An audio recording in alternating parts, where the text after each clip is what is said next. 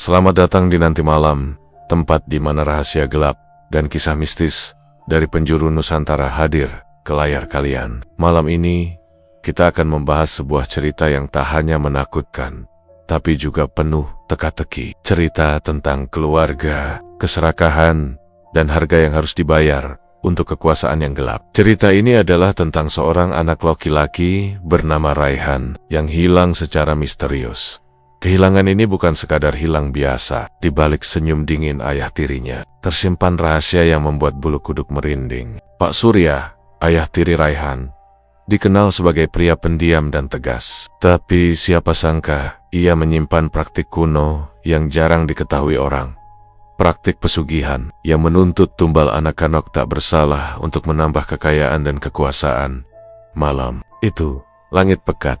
Hanya rembulan tipis yang menembus pepohonan. Raihan, yang biasanya ceria tiba-tiba menghilang tanpa jejak. Jejak terakhirnya hanyalah suara tawa samar di malam hening, aroma anyir yang tak wajar, dan bisikan yang seakan memanggil dari kegelapan. Tetangga desa berbisik takut. Menggotekan Eda, sesuatu yang lebih besar dari manusia yang bersembunyi di balik rumah itu. Di video kali ini, kita akan mengupas langkah demi langkah dari malam pertama Raihan menghilang, petunjuk-petunjuk yang tersembunyi, hingga rahasia mengerikan yang mengintai setiap sudut rumah. Setiap bab dari cerita ini menuntun kita lebih dalam ke dunia yang tak terlihat. Dunia di mana manusia bertemu kegelapan dan harga sebuah tumbal, bukan sekadar mitos.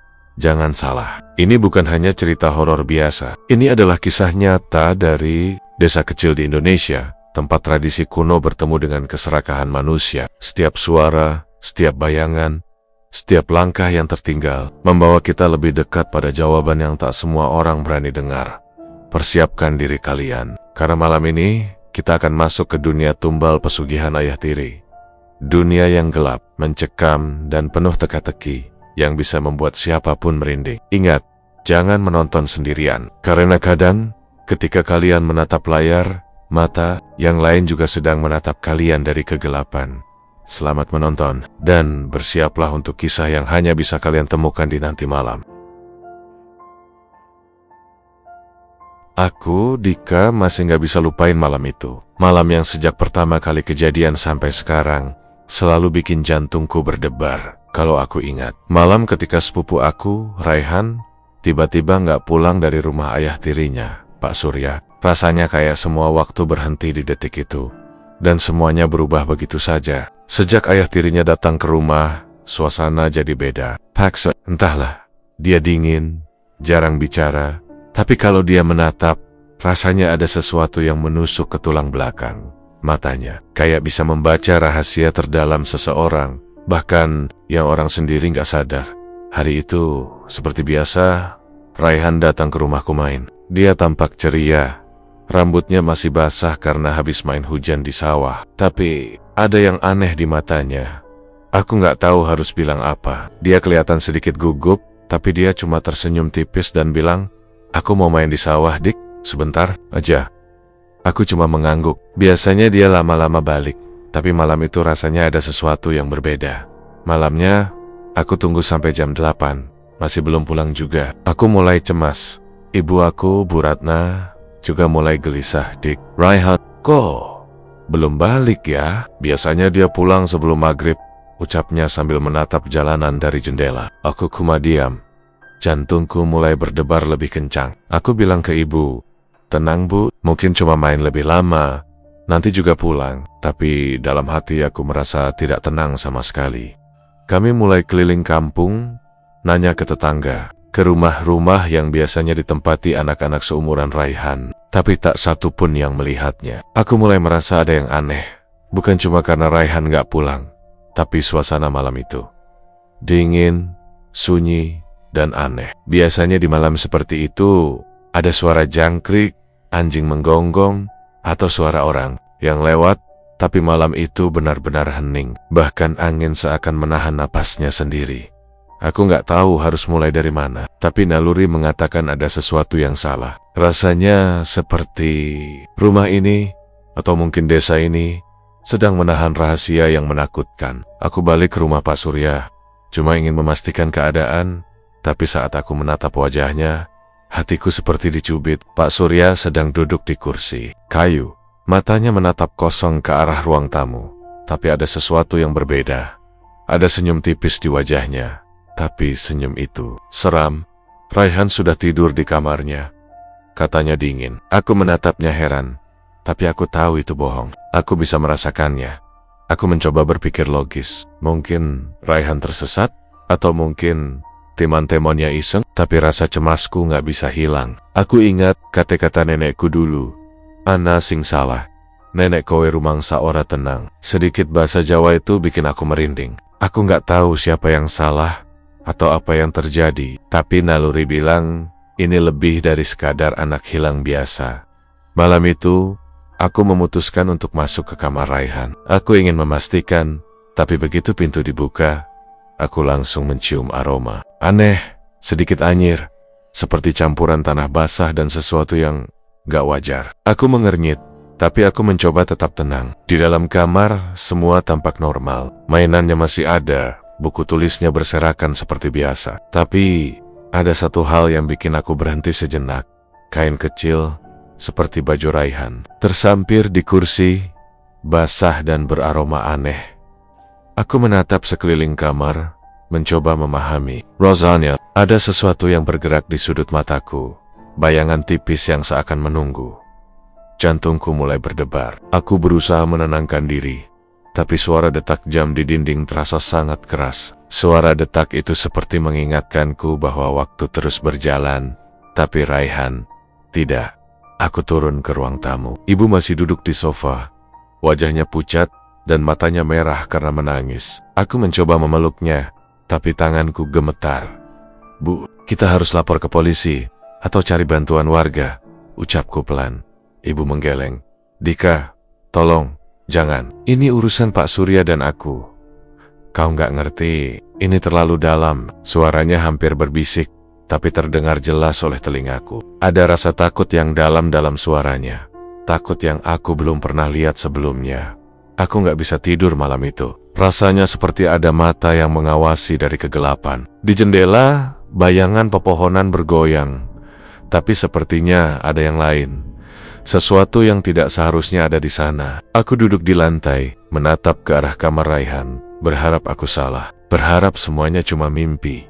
Tapi di sudut hati, aku tahu, ini nyata. Sekitar pukul 2 malam, aku mendengar suara langkah pelan dari lantai atas. Jantungku seakan berhenti sejenak. Suara itu tidak seperti langkah manusia biasa. Lebih berat, lebih pelan, tapi mengandung sesuatu yang menakutkan. Aku menahan napas, mencoba mendengarkan lebih seksama. Suara itu bergerak mendekat ke kamar Raihan, dan aku bisa mendengar bisikan tipis. Dika, tulungi aku. Itu suara Raihan. Aku nggak yakin, tapi nadanya jelas memohon bantuan. Aku mendekat ke pintu kamar. Pintu itu terkunci rapat dari dalam. Aku mengetuk perlahan.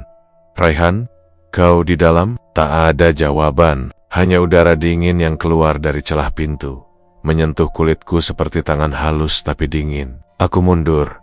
Tapi ada rasa ingin tahu yang kuat. Aku ingin tahu apa yang terjadi pada sepupuku. Aku tahu malam itu adalah awal dari sesuatu yang lebih gelap. Sesuatu yang akan mengubah hidupku selamanya. Aku kembali ke sofa, duduk di samping ibu. Dia masih menangis, tapi sesekali menatap ke arah ayah tirinya dengan mata yang penuh ketakutan. Aku tahu malam ini, malam pertama hilangnya Raihan, hanya permulaan dari mimpi buruk yang belum aku mengerti sepenuhnya. Malam itu, aku belajar satu hal. Ada rahasia gelap yang tersembunyi di balik senyum dingin ayah tirinya. Dan rahasia itu tidak akan membiarkan siapapun tidur nyenyak lagi. Di luar, angin malam bertiup pelan, membawa aroma sawah basah dan daun-daun yang bergesekan. Tapi ada sesuatu yang lain, bau anyir yang samar, seperti peringatan. Aku menatap keluar jendela, dan untuk sesaat, aku merasa seakan ada mata yang menatapku balik dari gelap di antara pepohonan. Mata yang tak manusiawi, tapi akrab. Sesuatu yang mengenaliku, menunggu. Aku duduk di sana sepanjang malam, mendengar suara-suara yang tak bisa dijelaskan. Merasakan hawa dingin yang bukan berasal dari angin. Aku tahu malam itu, malam pertama yang aneh. akan menjadi awal dari perjalanan yang menakutkan. Aku tak pernah menyangka malam itu juga akan menandai titik di mana dunia nyata dan dunia gelap mulai bertabrakan di rumah kami. Di desa yang selama ini terlihat damai, besoknya pagi itu terasa berbeda. Matahari naik, tapi cahaya yang masuk ke rumah terasa pucat, seperti enggan menembus semua jendela. Aku bangun lebih awal daripada biasanya, tapi perasaan gak enak masih menyelimuti hatiku. Rumah terasa sunyi, lebih sunyi dari biasanya. Bahkan suara ayam di halaman pun terdengar aneh, serak, dan seperti teredam. Aku berjalan ke dapur, mencari ibu, tapi dia sedang duduk menunduk di kursi. Rambutnya sedikit berantakan, wajahnya pucat, mata merah. Aku tahu, semalam dia menangis sampai larut. Aku menghampirinya, duduk di sebelahnya, dan tanpa banyak bicara, kami saling menatap. Seperti dua orang yang sama-sama takut tapi tak tahu harus mulai dari mana, Dik. Aku takut, katanya pelan. Suaranya nyaris berbisik, tapi jelas. Aku mengangguk, mencoba menenangkan hatiku sendiri sebelum menenangkan ibu. Bu, kita harus cari Raihan, nggak bisa diam aja. Tapi dia menggeleng, mata berkaca-kaca. Dika, ojo melu campur, biar aku lan Pak Surya sing ngurus. Kowe orang ngerti kahanan iki, katanya dalam bahasa Jawa, dan nada itu seperti belenggu yang membuat udara di sekitarku semakin berat. Aku tahu, apa yang dia maksud bukan sekadar mengingatkan aku untuk tenang, tapi dia takut banget, dan aku bisa merasakannya. Aku gak bisa diem. Hatiku berdebar, rasa penasaran dan takut bercampur. Aku ingat gudang tua di belakang rumah, yang selalu terkunci rapat. Sejak Pak Surya datang, gudang itu jarang dibuka, tapi aku punya firasat aneh, seolah ada sesuatu di sana. Sesuatu yang mungkin menjawab pertanyaan tentang hilangnya Raihan. Aku menunggu ibu pergi sebentar ke pasar, baru aku memberanikan diri. Aku melangkah pelan ke belakang rumah. Rumput basah menyentuh kaki telanjangku. Embun pagi dingin menembus sandal yang kuselipkan. Setiap langkah rasanya seperti menimbulkan suara yang terlalu keras, seperti ingin memberitahu dunia bahwa aku sedang memasuki sesuatu yang tidak seharusnya. Aku berdiri di depan pintu gudang, tangan gemetar memegang gagang kayu tua yang sudah berkarat. Aku menahan napas, mencoba menguatkan diri, dan akhirnya memutar gagang itu. Pintu terbuka dengan suara berderit panjang, seperti mengerang. Lamp dan tanah basah langsung menusuk hidungku, dan aku menahan diri untuk tidak muntah. Di lantai, jejak pertama yang membuatku merinding sudah menunggu. Ada noda tipis merah kecoklatan, samar tapi jelas. Darah. Aku menunduk, menatap jejak itu, dan jantungku langsung berdebar. Rasanya seperti dunia berhenti sebentar. Aku meraba lantai, memastikan itu nyata, tidak ada ilusi. Dan di sebelahnya, tersampir kain kecil, mirip baju Raihan. Baju itu kotor, sedikit sobek, dan masih terasa aroma asing yang membuat bulu kudukku berdiri. Aku mengangkatnya dengan hati-hati. Hidungku menangkap bau anyir yang sulit dijelaskan. Ini baju Raihan. Aku berbisik pada diriku sendiri, tapi suara itu terdengar aneh, seakan bergema di dalam gudang. Aku ingin lari ingin menutup pintu dan menatap mata ibu lagi, tapi naluri untuk mencari jawaban membuatku tetap berdiri di sana. Aku melihat sekeliling gudang. Di sana ada tumpukan kotak kayu, beberapa pecahan perabotan tua, kain-kain lusuh, dan beberapa botol berisi cairan gelap yang tampak aneh. Semuanya tertata rapi tapi berantakan, seperti disiapkan untuk ritual. Jantungku berdetak lebih kencang. Aku memungut salah satu botol, menatap cairan gelap di dalamnya, dan seketika ada sensasi dingin yang merayap ke tulang belakangku, seperti ada tangan tak terlihat yang menepuk bahuku. Aku berbalik cepat, tapi tak ada siapapun di sana. Hanya udara dingin dan bayangan dari sinar matahari pagi yang menembus sela-sela kayu gudang. Aku menunduk lagi, fokus ke jejak darah itu, dan mengikuti jejak itu menuju sudut paling gelap gudang. Di sana, ada lingkaran aneh di lantai, terbuat dari abu atau tanah yang dicampur cairan gelap itu. Bentuknya seperti simbol kuno, tapi aku tak bisa memahami maknanya. Aku segera lari ke ibu, menunjukkan apa yang kutemukan. Ibu hanya menatapku, wajahnya hancur. Dika, ojo melu campur, iki ora kanggo kowe ngerti. Aku lan Pak Surya, sing ngerti kabeh, katanya lagi dalam bahasa Jawa, tapi suaranya hampir putus. Aku merasakan ada rasa takut yang sangat dalam. Takut yang bukan sekadar manusia biasa bisa rasakan. Tapi aku tak bisa mundur. Ada sesuatu dalam diriku yang ingin melawan rasa takut itu. Ingin tahu apa yang sebenarnya terjadi. Malam harinya, aku kembali ke gudang. Kali ini dengan senter kecil. Aku ingin melihat lebih jelas simbol itu. Ingin mencari petunjuk lain. Tapi begitu aku masuk, suasana berubah drastis. Udara terasa berat, seolah menekan dadaku. Aku mendengar suara samar. Seperti anak kecil menangis.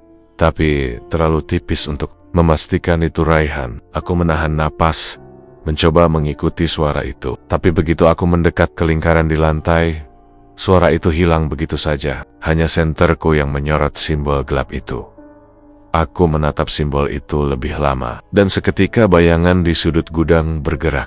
Aku menoleh cepat, tapi tak ada siapapun, hanya bayangan yang terlalu gelap untuk diterjemahkan. Suara langkah pelan terdengar di atas kepala, tapi begitu aku menoleh ke tangga kecil yang mengarah ke loteng, tidak ada siapapun. Aku merasa seperti ditonton. Mata yang tak terlihat menatapku dari kegelapan, menilai, menguji hari berikutnya. Aku mencoba bertanya pada tetangga lama, Pak Seno, seorang pria tua yang hidup di dekat rumah kami sejak lama. Aku duduk di bangku kayu di depan rumahnya, menatap ke arah matahari pagi yang mulai naik. Pak, ada apa dengan Pak Surya?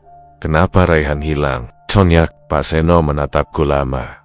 Wajahnya tegang. Nek kowe pengen ngerti, dikah ojo ngono. Sing ilang iku wis dadi bek.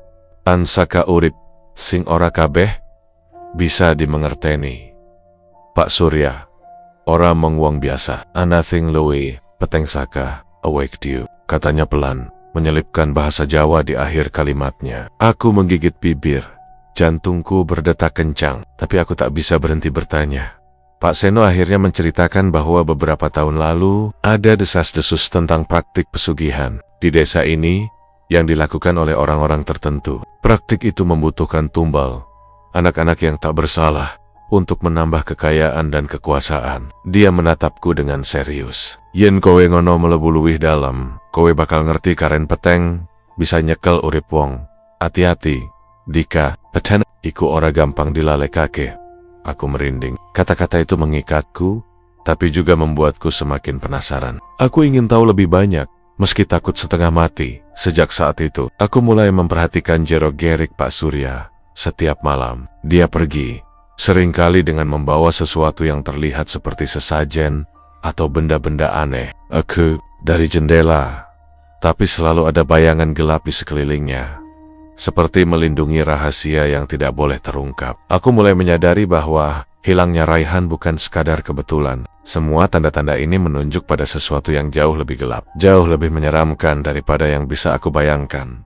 Malam itu, aku kembali ke gudang, berdiri di depan simbol di lantai, dan untuk pertama kalinya, aku menyentuh kain baju. Raihan, rasanya hangat, tapi juga dingin.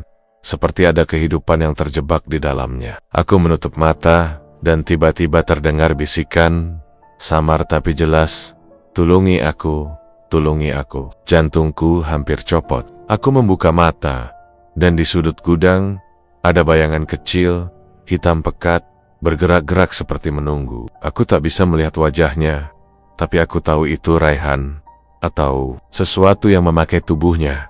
Aku lari keluar dari gudang, napas tersengal. Tapi ada satu hal yang aku tahu. Aku tidak bisa berhenti mencari jawaban. Petunjuk pertama sudah ada di depan mata.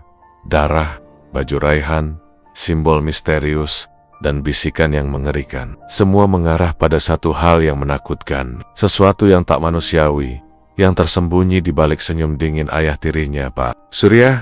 Malam itu aku belajar satu hal. Jika aku ingin menemukan Raihan, aku harus berani menghadapi kegelapan yang bahkan aku belum sepenuhnya mengerti. Malam itu, aku gak bisa tidur. Rasanya seperti ada sesuatu yang menahan tubuhku di kasur, membuat setiap gerakan terasa berat. Jam dinding menunjukkan pukul 2 dini hari. Tapi di rumah terasa seperti waktu berhenti. Semua sunyi, tapi sunyi itu terlalu tebal, terlalu menekan. Aku memutar tubuh ke sisi lain, mencoba menenangkan diri, tapi rasanya gagal. Hatiku berdebar tanpa alasan jelas, dan hawa dingin dari jendela yang sedikit terbuka menembus kulit. membuat bulu kudukku berdiri. Aku menatap langit-langit, berharap ini cuma rasa cemas semata, tapi aku tahu itu bukan hanya rasa takut biasa. Ada sesuatu di rumah ini yang menunggu, dan itu menunggu aku juga. Tiba-tiba, terdengar suara langkah di lantai atas. Pelan, tapi cukup jelas, terdengar di ruang tamu. Detak jantungku langsung meningkat, dan rasa takut yang sejak beberapa malam terakhir aku pendam muncul kembali dengan intens. Aku menelan ludah, mencoba menenangkan napas, tapi suara langkah itu terus bergerak, mendekat ke arah kamar Raihan. Suara itu bukan sekadar langkah kaki manusia biasa. Ada ritme aneh, seperti ada berat yang menyertai setiap langkahnya. Aku berdiri perlahan, menempel di dinding, merasakan dingin yang menusuk ke tulang belakang. Aku menatap tangga dengan hati-hati, perlahan naik. Satu persatu anak tangga aku pijak. Setiap suara papan kayu berderit membuatku menegang. Tapi aku harus tahu, naluri bilang aku harus melihat apa yang terjadi. Setengah berlari, setengah merangkak, aku mendekati pintu kamar Raihan. Di depan pintu, udara terasa lebih dingin, lebih berat, seperti ada sesuatu yang menghalangi. Aku mengangkat tangan, dan ada aroma anyir yang menusuk hidungku. Bau itu aneh, tidak seperti darah biasa, lebih tajam, lebih pekat, membuat perutku berontak. Aku menahan napas, mencoba menenangkan diri. Tapi aroma itu seakan menempel di kulit dan masuk ke paru-paru. Tiba-tiba terdengar suara bisikan pelan. Sangat tipis tapi jelas terdengar di telingaku. "Dika, tolongi aku." Aku terkejut, dan tubuhku seketika membeku. Suara itu tidak mungkin. Itu suara Raihan, suara sepupuku sendiri. Tapi terdengar rapuh, putus asa, seakan terjebak di tempat gelap yang aku tak mengerti. Aku menempelkan telinga ke pintu, berharap ada jawaban nyata, tapi hanya hening yang membalas. Pintu kamar terkunci dari dalam. Aku mengetuk dengan panik, mencoba memanggil namanya, "Raihan, kamu di dalam?" "Aku Dika," jawab aku. Tapi tak ada jawab, hanya udara dingin yang berputar di sekitarku, dan suara bisikan yang terdengar samar. Tulungi aku." Aku mundur perlahan, jantungku seakan mau copot, napasku tersengal, dan rasa takut menempel di setiap pori-poriku. Tapi rasa penasaran lebih kuat dari rasa takut. Aku menatap sekeliling, mencoba mencari sesuatu yang bisa membuka pintu itu, atau setidaknya sesuatu yang bisa menjelaskan apa yang sedang terjadi. Tapi kamar itu seperti terisolasi dari dunia nyata. Tidak ada kunci cadangan, tidak ada lubang di pintu, hanya kegelapan yang pekat. Aku berjongkok, mencoba menenangkan diri, tapi mata ini terus menatap pintu, berharap ada cahaya atau tanda nyata dari Raihan. Aku teringat kota-kota nenek dulu, "Nekowe rumangsa ora tenang, iku tanda ana sing salah." Sedikit bahasa Jawa itu kembali terngiang di kepala, dan aku merinding. Rasanya benar-benar seperti peringatan, tapi aku tak bisa mundur. Ada sesuatu di kamar itu, sesuatu yang menuntut aku masuk, menuntut aku melihat, dan aku merasa aku tak punya pilihan lain. Aku mengambil napas panjang, menatap pintu lagi, dan mendengar suara langkah itu sekali lagi. Kali ini lebih dekat, lebih berat, dan seakan berputar di dalam kamar.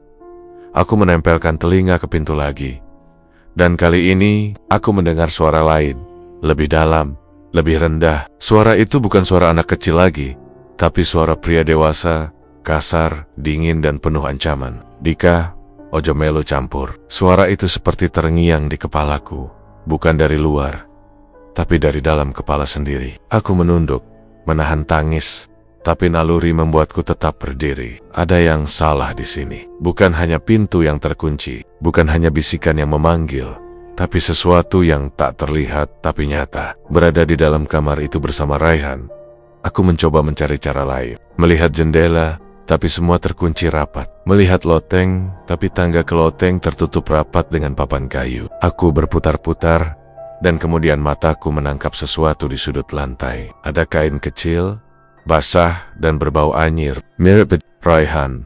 Jantungku makin berdebar. Aku menunduk, meraih kain itu dengan tangan gemetar, dan seketika udara di sekelilingku terasa makin berat. Rasanya seperti ada tangan yang menahan, menekan, dan aku bisa merasakan ada mata yang menatapku. Dari kegelapan, aku teringat gudang tua semalam, simbol-simbol gelap, cairan yang pekat, semua itu seakan tersambung dengan malam ini. Rasanya seperti ada rantai yang menghubungkan Raihan, Pak Surya, dan sesuatu yang lebih gelap dari manusia.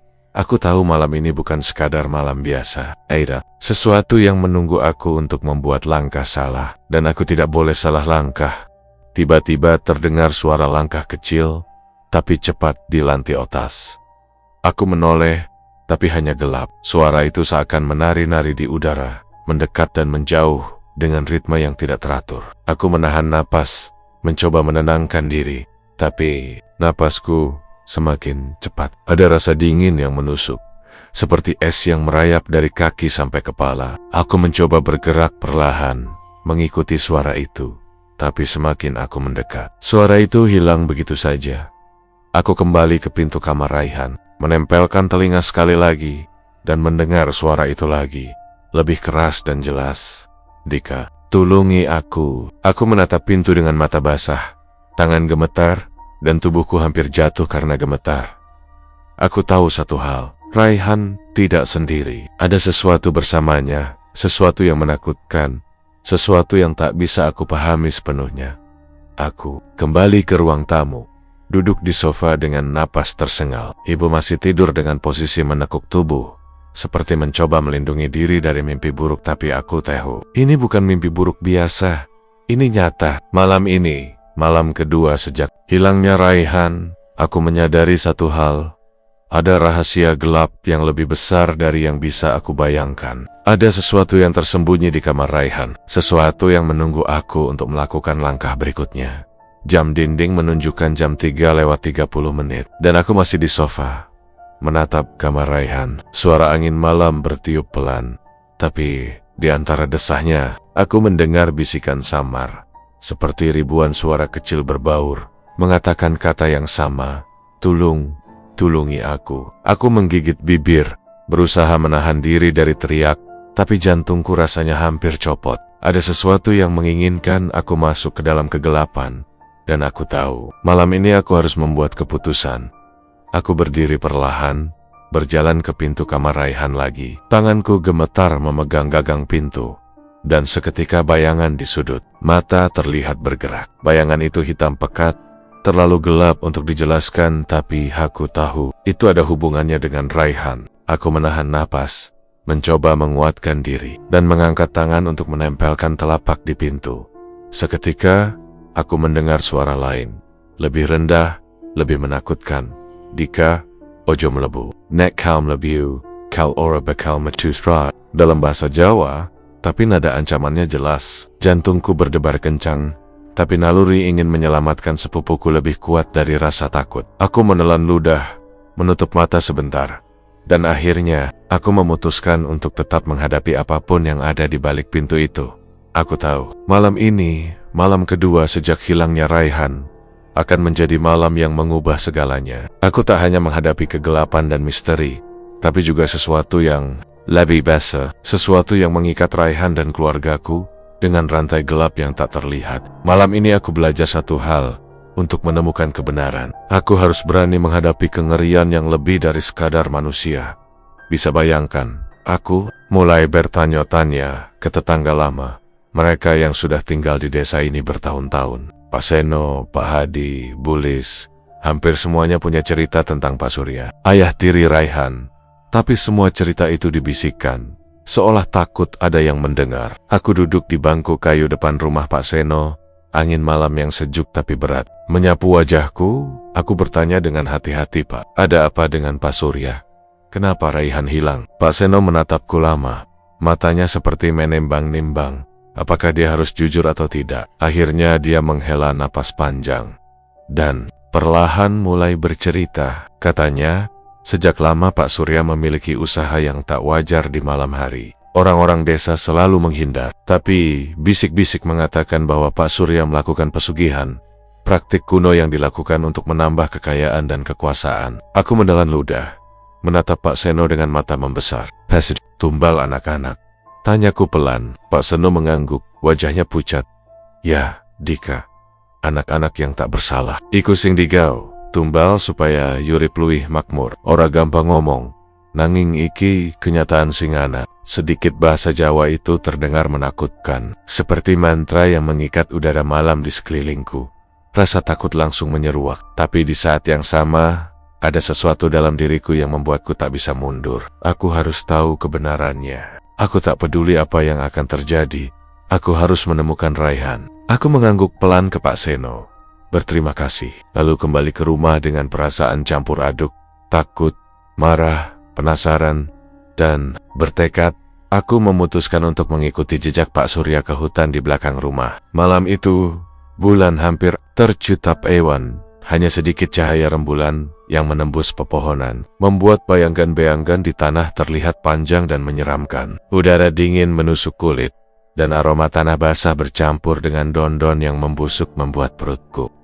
Setiap langkah rasanya berat, tapi aku terus berjalan, mengikuti insting dan sedikit informasi dari tetangga. Hutan itu hening, tidak ada suara hewan malam seperti biasanya, hanya desah angin yang menyapu dedaunan, dan sesekali ranting patah di bawah kaki sendiri, membuatku menahan napas. Rasanya seperti hutan itu hidup, mengamati setiap gerakanku siken menunggu. Aku melakukan kesalahan, aku terus melangkah, dan tiba-tiba mata menangkap sesuatu di tanah yang sedikit terbuka cahaya rembulan. Lingkaran tanah aneh dibentuk rapi, dengan sesuatu yang ditempatkan di tengahnya.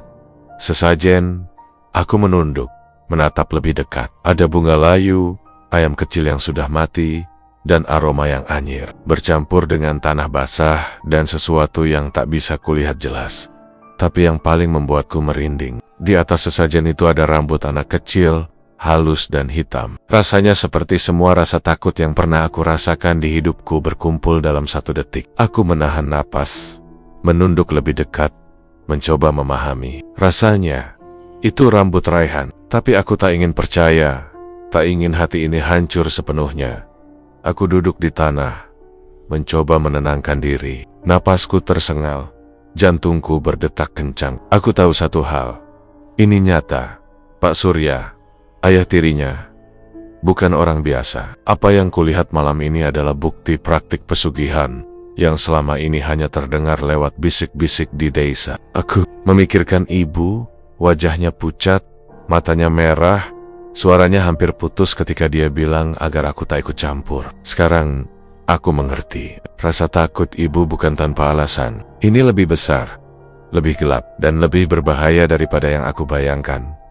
Aku memutuskan untuk mengintai lebih lama, menunggu. Aku ingin melihat apakah ada yang akan datang ke lingkaran itu. Tapi semakin malam, udara semakin dingin, dan rasa takut semakin menjadi-jadi. Setiap daun yang bergesekan dengan angin terdengar seperti bisikan. Aku menahan diri agar tidak menjerit. Saat aku menunduk, tiba-tiba terdengar suara langkah mendekat, pelan tapi pasti. Suara langkah manusia, tapi berat, penuh dengan ancaman.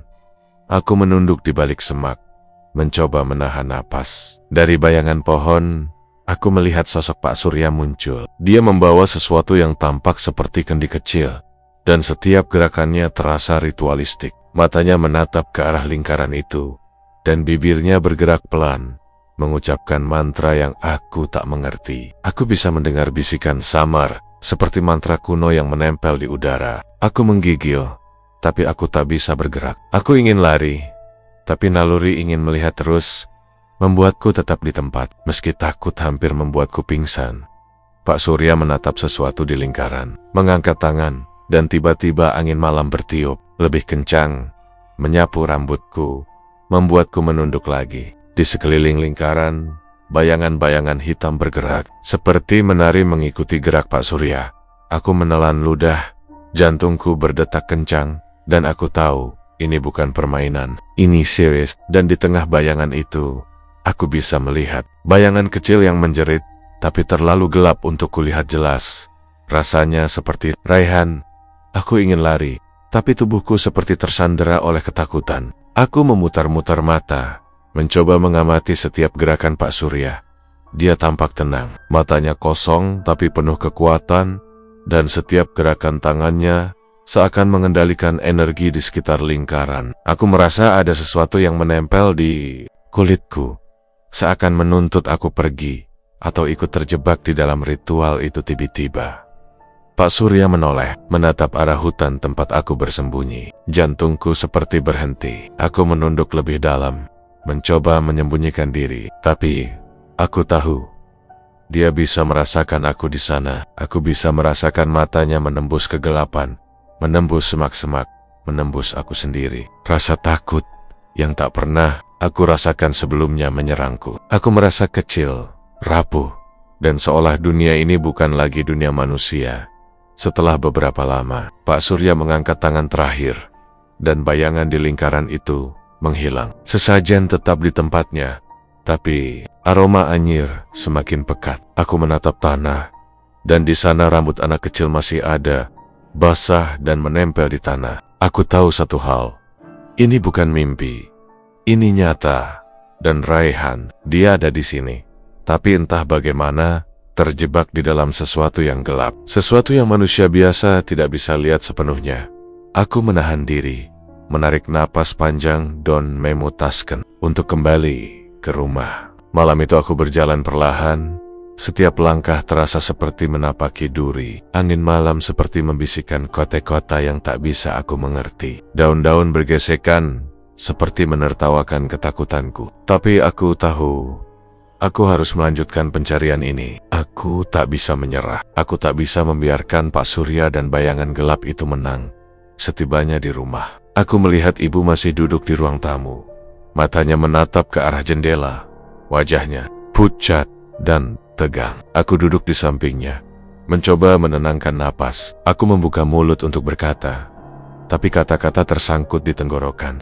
Aku tahu, ibu juga tahu. Aku melihat matanya yang penuh ketakutan, dan aku tahu malam ini, malam keempat sejak Raihan hilang, akan menjadi malam yang lebih berat lagi. Aku belajar satu hal dari malam itu. Rahasia pesugihan Pak Surya lebih gelap daripada yang bisa kubayangkan. Tumbal yang dikorbankan, bayangan yang menari, mantra yang mengalir di udara, semuanya nyata. Dan satu hal yang paling menakutkan, aku tahu Raihan ada di sana, terjebak di antara dunia manusia dan dunia gelap yang tidak terlihat. Malam itu aku bertekad, aku harus menemukan cara untuk menyelamatkannya, meski artinya aku harus menghadapi kegelapan yang bahkan aku tak yakin bisa aku lawan. Malam itu, suasana rumah terasa semakin tegang. Aku tahu sesuatu akan terjadi, tapi aku tidak tahu persis apa. Jantungku berdetak tak beraturan, setiap napas terasa berat, seolah udara di sekeliling menempel dan menahan diriku. Cahaya rembulan yang menembus jendela tampak pucat, membuat bayangan di rumah terlihat lebih panjang dan aneh. Aku duduk di ruang tamu, menunggu sesuatu yang aku tak tahu. Tapi naluriku memberitahu bahwa malam ini, aku akan menghadapi Pak Surya. Ketika dia muncul di ruang tamu, langkahnya pelan, tenang, tapi setiap gerakannya terasa mengancam. Matanya menatap lurus ke arahku, dingin, kosong, tapi ada kekuatan yang sulit dijelaskan dalam tatapannya. Aku berdiri, napas tersengal, mencoba menguatkan suara ketika aku bertanya, "Pak, kemana?" Raihan, dia tersenyum tipis. Senyum yang bukan senyum manusia biasa. Senyum itu dingin, seperti es, dan membuat seluruh tubuhku gemetar. Raihan sekarang bagian dari jalan hidupku. Dia jadi tumbal, nak. Kau harus mengerti, katanya pelan tapi jelas. Suaranya tidak hanya menakutkan, tapi juga membuat udara di sekitar kami seolah menjadi lebih pekat, lebih berat. Aku merasa tubuhku seakan diikat, sulit bergerak, sulit menelan ludah. Kata-katanya menusuk, bukan sekadar ke telinga tapi langsung ke dalam dada. Rasa marah, takut, dan putus asa bercampur menjadi satu. Aku ingin berteriak, ingin menangis, tapi suara itu tertahan di tenggorokan. Aku menatap mata Pak Surya, mencari celah, mencari kelemahan, tapi yang kulihat hanyalah kekosongan dan kekuatan yang menyeramkan. Aku tahu malam ini bukan sekadar konfrontasi biasa. Ini adalah pertaruhan hidup dan mati, bukan hanya untuk Raihan, tapi juga untuk diriku sendiri. Pak Surya melangkah mendekat, tangannya bergerak pelan, seperti ingin meraih sesuatu, atau mungkin meraih aku. Gemetar, jantungku hampir copot, dan tubuhku seperti membeku di tempat. Semua suara di rumah hilang, hanya detak jantungku sendiri yang terdengar. Aku tahu jika aku salah bergerak, bisa saja ini menjadi malam terakhirku. Tiba-tiba, aku teringat gudang tua dan ritual di hutan belakang rumah. Semua petunjuk yang aku temukan sebelumnya seakan menuntun aku untuk mengambil keputusan. Aku menarik napas panjang, menenangkan diri, dan sebelum Pak Surya melangkah lebih dekat, aku berlari keluar. Kaki ini bergerak secepat mungkin, menuruni tangga, melewati ruang tamu, dan keluar ke halaman belakang. Hati dan pikiranku penuh ketegangan, tapi satu hal jelas, aku harus pergi, mencari jawaban, dan menyelamatkan Raihan. Begitu aku mencapai hutan di belakang rumah, suasana berubah drastis. Malam itu lebih gelap daripada sebelumnya. Bayangan pepohonan seperti bergerak sendiri, dan udara dingin menusuk hingga ke tulang. Aku menahan napas, menatap tanah di sekeliling, berharap jejak atau petunjuk apapun yang bisa menunjukkan di mana Raihan berada. Tiba-tiba terdengar tawa kecil di tengah hutan. Tawa itu aneh, suaranya seperti tawa anak-anak, tapi tidak riang sama sekali. Suaranya menyeramkan, penuh kepedihan dan ketakutan, tapi juga ada sesuatu yang tak manusiawi di dalamnya. Jantungku berdegup kencang, dan aku tahu suara itu berasal dari sesuatu yang lebih menyeramkan daripada Pak Surya. Aku mencoba mengikuti arah suara itu. Langkahku pelan tapi pasti. Hati-hati agar tidak tersandung akar pohon atau batu. Semakin aku mendekat, aroma anyir dan tanah basah semakin kuat. Aku menahan napas, mencoba memusatkan penglihatan di kegelapan. Di hadapanku, ada lingkaran tanah yang sama seperti yang aku lihat sebelumnya di hutan. Tapi kali ini lebih besar, lebih pekat, dan lebih menyeramkan. Sesajen masih tersusun di tengahnya, tetapi ada sesuatu yang membuat bulu kudukku berdiri. Di atas sesajen itu, rambut anak kecil tersebar, lebih banyak, dan di sekeliling lingkaran, ada bayangan hitam pekat, bergerak-gerak, seakan hidup sendiri. Aku terhuyung mundur, tapi naluri membuatku tetap menatap. Di tengah lingkaran, aku melihat sesuatu yang membuat napasku tersangkut. Bayangan itu, seperti anak kecil tapi tubuhnya distorsi, bergerak aneh, dan matanya menatap lurus ke arahku. Aku tahu itu Raihan, atau mungkin sesuatu yang memakai tubuhnya. Tiba-tiba suara tawa anak itu kembali, bercampur dengan suara lain yang lebih berat, lebih tua, lebih gelap. Aku menelan ludah, tubuhku gemetar, tapi aku tahu aku harus berani menghadapi ini. Pak Surya muncul di sisi lingkaran. Dia tersenyum, mata yang kosong dan dingin menatapku, tapi ada aura yang lebih gelap, lebih menakutkan, menyelimuti tubuhnya. Kau berani mengikuti aku ke sini, nak? Katanya pelan, tapi setiap kata terasa seperti mantra yang menekan udara di sekelilingku. Aku merasakan energi gelap yang keluar dari tubuhnya, menempel di kulit, merayap di saraf, membuat seluruh tubuhku tegang. Aku mencoba bicara, tapi suaraku nyaris hilang. Pak, lepaskan Raihan. Aku tidak takut denganmu. Aku menelan ludah, mencoba menguatkan diri. Tapi di balik senyum dingin Pak Surya, aku bisa merasakan sesuatu yang lebih besar, lebih kuat, lebih gelap daripada manusia biasa. Sesuatu yang menunggu aku melakukan kesalahan, yang siap menangkap aku jika aku lengah. Pak Surya menoleh sebentar ke arah lingkaran, mengangkat tangan, dan bayangan di tengah lingkaran bergerak-gerok semakin cepat. Suara tangisan dan tawa anak itu bercampur menjadi satu, membuat jantungku seakan berhenti. Aku menahan napas, menatap dengan mata membesar. Rasanya seperti waktu berhenti, dan aku berada di dunia lain. Dunia di mana manusia tidak berhak masuk begitu saja. Aku sadar satu hal, hutan ini bukan sekadar hutan biasa. Lingkaran itu bukan sekadar ritual biasa. Dan Pak Surya bukan manusia biasa. Tapi di saat yang sama, naluri dalam diriku menuntut aku untuk berani. Aku menelan rasa takut, melangkah lebih dekat, meski tubuhku gemetar. Aku ingin menyelamatkan Raihan, meski aku tidak tahu bagaimana caranya. Tiba-tiba terdengar suara lain, lebih rendah, lebih berat, namun samar. Dika oho melabunek, kau ora bekalmet. Suara itu bukan dari Pak Surya. Itu dari sesuatu yang berada di hutan. Sesuatu yang jauh lebih gelap dan menyeramkan. Aku menatap sekeliling, bayangan-bayangan di antara pepohonan bergerak, seperti menari mengikuti kata-kata suara itu. Aku menelan ludah dan menyadari satu hal. Aku tidak hanya menghadapi Pak Surya, tapi juga sesuatu yang lebih besar. Sesuatu yang menguasai hutan ini. Aku mencoba mundur, tapi kakinya terasa berat, seperti tertahan oleh akar yang tak terlihat. Angin malam bertiup kencang membawa aroma anyir, tanah basah, dan sesuatu yang tidak bisa aku jelaskan. Aku menutup mata sebentar, berusaha menguatkan diri, lalu membuka mata dan melihat ke arah lingkaran. Bayangan itu bergerak lebih dekat. Suara tangisan anak bercampur dengan bisikan yang menakutkan. Aku tahu satu hal, jika aku ingin menyelamatkan Raihan, aku harus menghadapi kegelapan itu. Aku menatap Pak Surya, dan di matanya aku bisa melihat sesuatu yang lebih dalam, lebih menyeramkan daripada yang bisa dijelaskan. Senyum dinginnya seakan mengatakan bahwa apapun yang kulakukan, aku tidak bisa mengubah jalan yang sudah ditentukan, tapi aku tidak bisa menyerah. Malam ini aku belajar satu hal penting. Menghadapi ketakutan bukan sekadar menatap Pak Surya, tapi menatap semua kegelapan yang ada di dunia ini, termasuk yang tersembunyi di antara pepohonan, di balik bayangan, dan dalam suara-suara anak yang tak bisa terlihat oleh manusia biasa. Aku menatap lingkaran itu sekali lagi, mengambil napas dalam-dalam, dan perlahan melangkah maju. Tubuhku gemetar, tapi tekadku lebih kuat daripada rasa takut. Aku tahu ini baru permulaan, tapi satu hal pasti, aku tidak akan membiarkan Raihan tetap terjebak di dunia gelap itu. Malam ini, malam kelima sejak hilangnya Raihan, menjadi titik di mana aku harus berani menghadapi kegelapan yang lebih besar daripada yang pernah aku bayangkan.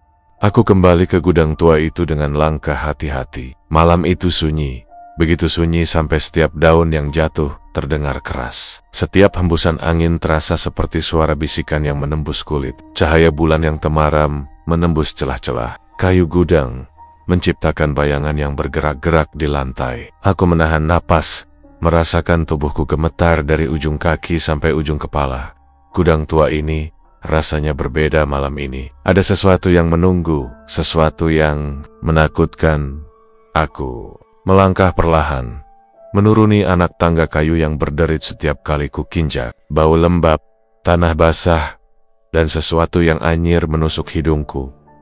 Tubuhku menegang saat aku melihat sekeliling. Kotak kayu yang biasanya hanya terlihat seperti tumpukan barang tua malam ini tampak berbeda. Ada aura aneh yang membuat udara terasa pekat, seperti menahan napas semua makhluk hidup di sekitarnya. Aku mendekati kotak kayu itu, tangan gemetar, hati berdebar kencang. Aku membuka penutupnya perlahan, dan apa yang kulihat membuat bulu kudukku berdiri. Di dalam kotak itu ada tubuh kecil Raihan. Tubuhnya membeku, dingin, tapi yang paling menakutkan, matanya terbuka dan menatapku. Tatapannya bukan tatapan biasa, seakan minta tolong, seakan mengirim pesan dari dunia yang tak bisa aku pahami. Aku menelan ludah, mencoba menenangkan diri, tapi rasa takut membuat seluruh tubuhku gemetar hebat. Raihan, aku berbisik. Suara nyaris hilang di antara detak jantung yang seakan ingin meledak. Tubuhku ingin lari, ingin menutup kotak itu, dan berpura-pura tidak melihat. Tapi naluri menyelamatkan sepupuku lebih kuat daripada rasa takut. Aku menatap lebih dekat, mencoba mencari tanda-tanda kehidupan, tapi tubuhnya kaku, dingin, seolah terperangkap di antara hidup dan mati. Rasanya seperti waktu berhenti sejenak. Namun sebelum aku sempat bergerak lebih jauh, aku merasakan ada yang lain di dalam gudang. Ada bayangan, sesuatu yang bergerak di pojok mataku, sesuatu yang tidak bisa dijelaskan dengan akal manusia biasa. Aku menoleh perlahan, dan di balik kegelapan, terlihat sosok hitam.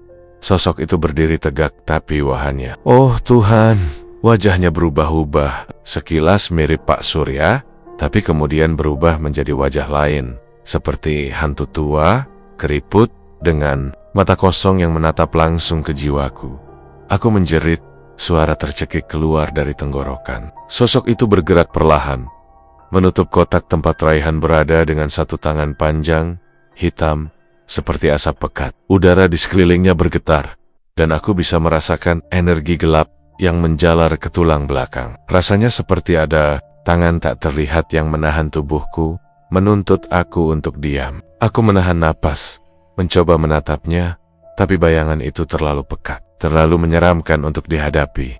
Sosok itu membuka mulut, tapi bukan suara manusia yang keluar, hanya bisikan samar. Seperti ribuan suara kecil bercampur menjadi satu. Kau nggak boleh bawa dia pergi. Ini belum selesai. Bisikannya terdengar di seluruh gudang, menusuk telinga, menembus kepala. Aku gemetar, tapi naluri menyelamatkan Raihan lebih kuat daripada rasa takut. Aku tahu satu hal, jika aku mundur sekarang, aku mungkin kehilangan sepupuku selamanya. Aku mencoba mengangkat kotak itu. Tangan gemetar, tubuh hampir lumpuh oleh ketakutan. Bayangan hitam itu bergerak lebih dekat, dan aku bisa merasakan hawa panas dari energi gelap yang menyelimuti sosok itu. Aku menatap wajah yang terus berubah itu, mencoba memahami. Tapi matanya tetap menatapku dengan intensitas yang membuat seluruh jiwa gemetar. Aku menelan ludah, berusaha menenangkan diri, dan akhirnya berhasil mengangkat kotak itu. Rasanya seperti mengangkat seluruh beban dunia. Begitu kotak itu terangkat beberapa langkah, sosok hitam itu bergerak lebih cepat. Udara berputar di sekelilingku. Daun-daun kering beterbangan, dan aku mendengar suara tawa anak kecil, tapi lebih seram dari sebelumnya. Tawa itu bercampur dengan tangisan, membingungkan telingaku, membuat jantungku seakan berhenti. Aku menatap ke arah kotak. Mata masih menatapku, seakan memberitahu bahwa dia percaya padaku, bahwa aku harus menyelamatkannya. Aku berlari keluar dari gudang, tapi langkahku tersendat ketika bayangan itu tiba-tiba muncul di depanku. Sosok itu melayang, tidak menyentuh tanah, dan tatapannya, oh Tuhan, tatapannya menembus langsung ke dalam jiwa. Aku ingin menjerit, ingin lari, tapi kaki ini terasa seperti tertahan akar pohon tak terlihat. Rasanya seperti seluruh dunia berhenti, hanya aku dan sosok itu yang ada. Tiba-tiba, aku teringat kata-kata nenek dulu, sedikit bahasa Jawa yang selalu terngiang di kepala. Nek kowani, ati kudu tetap tenang. Sing wani, bakal oleh urip maneh. Sing wedi, bakal hilang. Aku menutup mata, menelan napas panjang, dan mencoba menguatkan tekad. Aku membuka mata, dan sosok itu berhenti bergerak. Matanya masih menatapku, tapi kali ini ada sedikit ruang untuk bergerak. Aku mengambil napas, menggendong kotak berisi Raihan, dan melangkah perlahan ke pintu gudang. Setiap langkah terasa berat, tapi aku tahu aku harus keluar. Di luar gudang, angin malam bertiup kencang, membawa aroma tanah basah, daun busuk, dan sesuatu yang sulit dijelaskan. Bisikan di telingaku, suara gelap yang mengancam, tapi aku menutup mata sebentar, menguatkan diri, dan berjalan terus. Setiap detik terasa seperti menit, setiap napas terasa seperti pertarungan. Ketika aku sampai di halaman rumah, aku menoleh sekali lagi. Gudang tua itu tampak seperti biasa, tapi aku tahu di dalamnya ada sesuatu yang lebih gelap dari yang bisa aku bayangkan. Sosok hitam itu tidak terlihat lagi, tapi bisikan samar masih terdengar, menusuk telinga, membuat bulu kuduk berdiri. Aku menelan ludah, mencoba menenangkan napas, dan memutuskan untuk membawa Raihan masuk ke rumah. Begitu aku meletakkan kotak itu di ruang tamu, aku menatap mata sepupuku. Tubuhnya masih kaku, tapi matanya menatapku, penuh permintaan tolong, penuh rasa takut yang belum bisa dijelaskan. Aku tahu satu hal, aku belum bisa menyelamatkan Raihan sepenuhnya. Sosok hitam itu, energi gelap yang menguasai gudang, semua itu masih ada di luar sana, menunggu langkahku berikutnya. Malam itu aku belajar satu hal penting. Kegelapan yang mengikat Raihan lebih kuat daripada yang bisa aku bayangkan. Sosok hitam itu bukan sekadar Pak Surya, bukan sekadar manusia, tapi sesuatu yang lebih tua, lebih gelap, dan lebih berbahaya. Dan satu hal lagi yang jelas, pertempuran untuk menyelamatkan Raihan belum selesai. Aku harus menemukan cara, harus berani, harus melawan, meski itu berarti menghadapi kegelapan yang bisa menelan jiwa manusia. Aku duduk di lantai, menggendong kotak berisi Raihan, dan merasakan detak jantungku perlahan stabil. Tapi di dalam kepala, suara bisikan itu terus mengulang, kau nggak boleh bawa dia pergi, ini belum selesai. Aku menelan ludah, menatap ke arah kotak, dan sadar satu hal, ini baru permulaan. Malam ini, malam ke-6, adalah malam ketika aku benar-benar sadar bahwa kegelapan yang mengelilingi keluargaku dan Raihan lebih besar daripada yang pernah aku bayangkan. Sejak malam itu, aku nggak pernah merasa aman lagi. Tubuhku mungkin sudah keluar dari gudang tua, mungkin sudah menutup pintu itu, dan meletakkan kotak berisi Raihan di ruang tamu. Tapi sesuatu tetap mengikuti aku. Setiap malam, Ketika aku memejamkan mata, wajah Raihan muncul dalam mimpi. Bukan sekadar mimpi biasa. Wajahnya pucat, matanya besar menatap lurus ke arahku. Seakan menuntut sesuatu, seakan memintaku melakukan hal yang belum selesai. Aku bangun dengan keringat dingin, jantung berdetak kencang, dan rasa takut yang menempel di seluruh tubuh. Awalnya aku pikir itu hanya efek trauma, efek melihat sepupuku dalam keadaan mengerikan di kotak kayu itu. Tapi seiring waktu, aku menyadari ini lebih dari sekadar mimpi. Kadang, ketika aku membuka mata di tengah malam, aku merasa ada tatapan lain di kamar. Sesuatu diam di pojok, terlalu gelap untuk kulihat jelas, tapi matanya menatapku. Aku menahan napas, merasakan bulu kuduk berdiri. Napasku tersengal, dan hati kecilku berteriak. Tapi tubuhku membeku. Kadang suara kecil terdengar, bisikan yang sama dengan yang aku dengar di gudang. Kau nggak boleh bawa dia pergi. Ini belum selesai. Aku mencoba berbicara dengan ibu, tapi dia hanya menatapku dengan mata kosong dan berkata pelan, "Dika, nenek kowe melebu luih jero, ora kabeh bakal bali kaya semula." Sedikit bahasa Jawa itu menusuk hati, tapi aku tidak bisa mundur. Naluriku bilang bahwa ada sesuatu yang harus aku lakukan, sesuatu yang belum selesai, dan aku merasa aku yang dipilih untuk menuntaskan misteri ini. Hari-hari berlalu, tapi setiap langkah terasa berat. Aku mencoba hidup seperti biasa, tapi bayangan itu selalu ada. Wajah Raihan, bayangan hitam, bisikan yang tak pernah berhenti. Semua itu menjadi bagian dari keseharianku. Setiap malam, aku merasa ada yang mengawasi, sesuatu yang menunggu aku lengah. Kadang aku melihat pintu kamar terbuka sendiri. Kadang kotak tua di gudang, seperti memanggil namaku dari kejauhan. Suara-suara kecil, langkah-langkah yang berat di lantai atas, semua itu membuatku sadar bahwa dunia gelap itu tidak pergi begitu saja. Suatu malam, aku memutuskan untuk menghadapi semuanya. Aku membawa kotak tua berisi Raihan ke hutan belakang rumah, ke lingkaran tanah yang sebelumnya digunakan Pak Surya untuk ritual. Aku tahu, untuk membebaskan arwah Raihan, aku harus melakukan sesuatu yang belum pernah kulakukan sebelumnya. Udara malam dingin, tanah basah, daun-daun kering berterbangan, tapi aku tetap melangkah. Setiap langkah terasa seperti menapaki duri. Setiap napas terasa seperti pertarungan dengan kegelapan itu sendiri. Begitu aku sampai di lingkaran, aku menatap ke sekeliling. Tidak ada Pak Surya, tapi bayangan hitam masih terasa mengintai dari. Bisikan itu terdengar jelas di telingaku.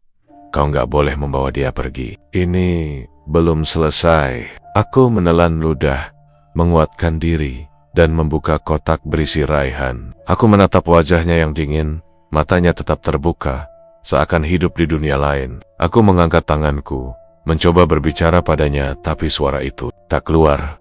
Aku menunduk, memusatkan seluruh energi dalam diriku, mencoba merasakan kehadiran arwah itu. Tiba-tiba, sesuatu terjadi. Lingkaran tanah di bawahku bergetar pelan.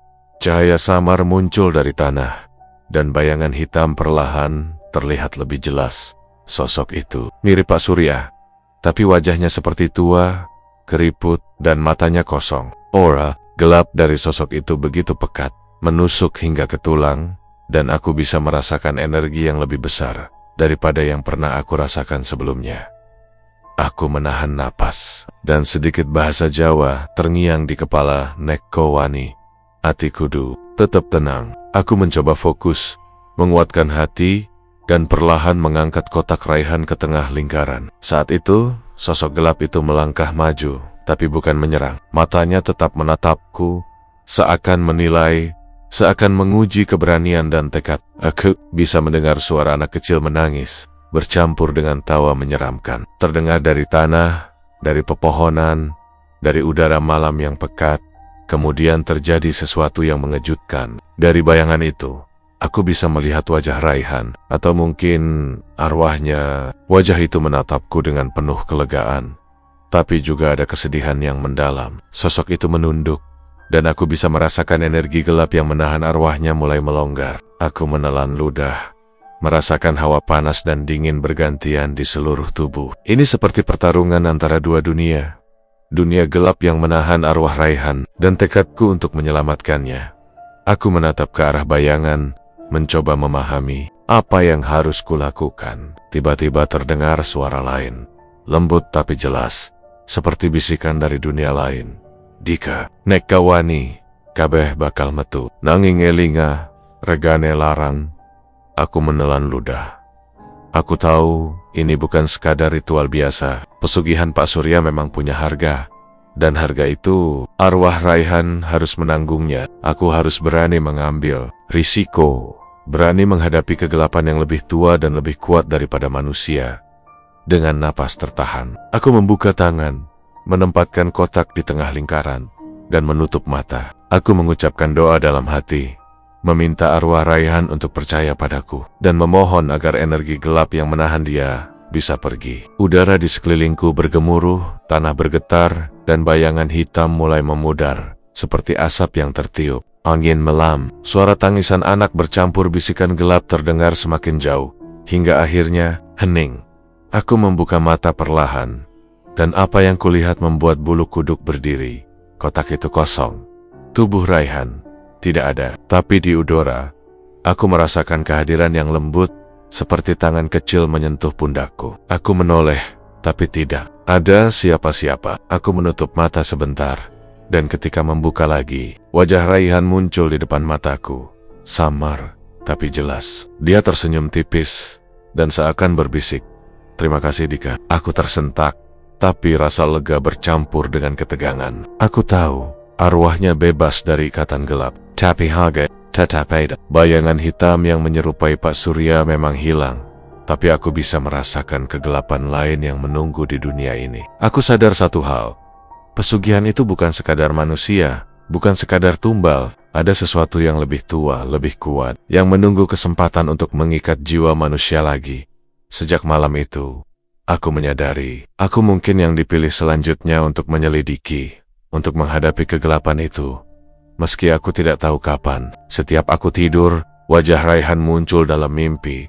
Kadang tersenyum, kadang menatap dengan sedih, seakan mengingatkan aku bahwa dunia gelap itu masih ada. Aku mencoba hidup normal, tapi bayangan, bisik, dan rasa takut selalu mengikuti.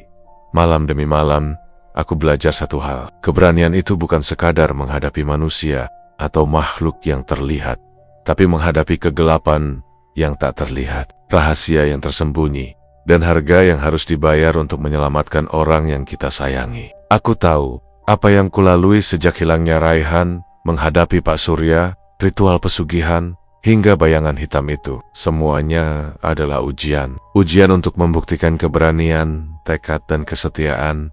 Dan di ujung malam itu, aku tersadar bahwa meski arwah Raihan bebas, cerita ini belum selesai. Ada rahasia lain yang masih menunggu untuk terbuka.